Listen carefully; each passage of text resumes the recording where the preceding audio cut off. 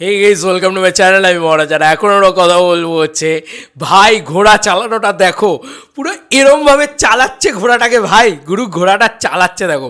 Recent টাইমসে এক্ষুনি post বন্ধুরা, দেবদার কোনো সানডে নেই, দেবদার কোনো ছুটি নেই, দেবদা কি পরিশ্রম করছে ভাই। এই মানুষটা এমনি মেগাস্টার নয়, এই মানুষটা এই কারণে মেগাস্টার, এই মানুষটা এমনি বক্স অফিস কিং না, এই মানুষটা এই কারণে বক্স অফিস কিং। তো গুড মর্নিং এভরিওয়ান, সকাল রঘু ডাকাতের এক্সক্লুসিভ আপডেট নিয়ে কথা হবে এখন।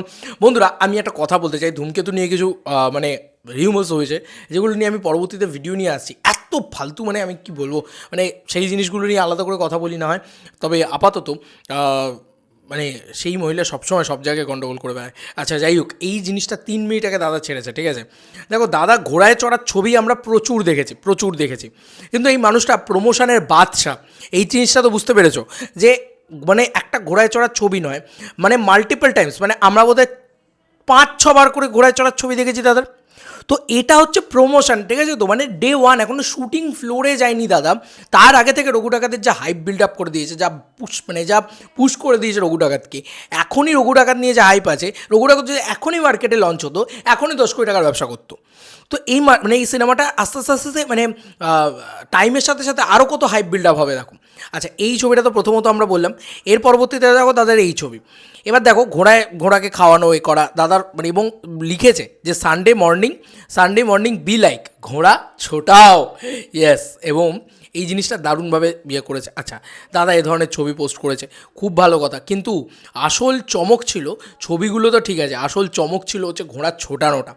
ভাই ঘোড়াটা যখন ছোটাচ্ছে না দাদা, কি লাগছে, মানে আমি সাউন্ডটা দিচ্ছি কিন্তু দাদা সাউন্ড দেয়নি ভিডিওতে, জাস্ট ঘোড়ার খুঁড়ের আওয়াজটা হলে না হেভি হতো। তুমি দেখো জাস্ট ঘোড়াটাকে যেভাবে দাদা ছোটাচ্ছে না ভাই, মানে পুরো মনে হচ্ছে যে সেই রুদ্রপ্রতাপ সেই আছে সেই ইয়েতে যোদ্ধাতে ছিল, আর যেভাবে 2 হাত ছেড়ে ঘোড়াটাকে ছোটাচ্ছিল দাদা, উফ মাই গড, মানে গুজবম্স মোমেন্ট ভাই, গুজবম্স মোমেন্ট, এখনই গুজবম্স মোমেন্ট ভাই। কী লেভেলের ঘোড়া ছোটানোর দৃশ্য এ করা হচ্ছে দেখো, এবং এইটা জাস্ট মানে দারুণ ব্যাপার। আমি তো রিকোয়েস্ট করবো, যদি এইগুলোর প্রস্তুতির যদি কোনো মানে কভারেজ করতে পারতাম না, আমি তোমাদেরকে দেখাতে পারতাম যে এই মানুষটা কী পরিশ্রম করে একটা সিনেমার জন্যে, কী লেভেলের পরিশ্রম করে একটা সিনেমার জন্যে। আমি এই ঘোড়ায় চড়ানো বা কোনো প্র্যাকটিস বা কোনো প্রস্তুতির যদি কিচ্ছু দেখাতে পারতাম, দেখাতে পারছি না, কারণ আমি কোনো পারমিশন নেই, কোনো নেই। আমি চেষ্টা করব যদি তাদের তরফ থেকে কোনো মানে ইয়ে থাকে, দেবদার টিমকে যদি বলে, যদি কোনোভাবে এই দৃশ্য, দেবদার নিজে তো দেখাচ্ছেই, বাট আমি যদি থাকি না, একটা দৃশ্য তো না, গোটা একটা পুরো সিকোয়েন্স দেখতে পাবে তোমরা, মানে সিকোয়েন্স বলতে সিনেমা সিকোয়েন্স না, আমি বলছি প্রস্তুতির গোটা একটা ভিডিও, ধরো 8 মিনিট 9 মিনিট ধরে তুমি দেখবে যে একটা মানুষ কী পরিশ্রম করছে।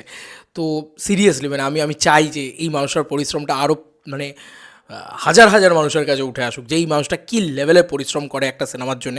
এবং এবারে দেখো ঘোড়াটা জাস্ট এরকমভাবে ছোটাচ্ছে, হাই সকাল আমরা ঘুম ভাঙলো না, আমাদের রবিবার বলে কথা, আমরা একটু ঠিক আছে একটু ল্যাথ খেয়ে উঠবো, একটু এ করবো, এই মানুষ সকালবেলা উঠে ঘোড়া ছোটাতে শুরু করে দিয়েছে ভাই।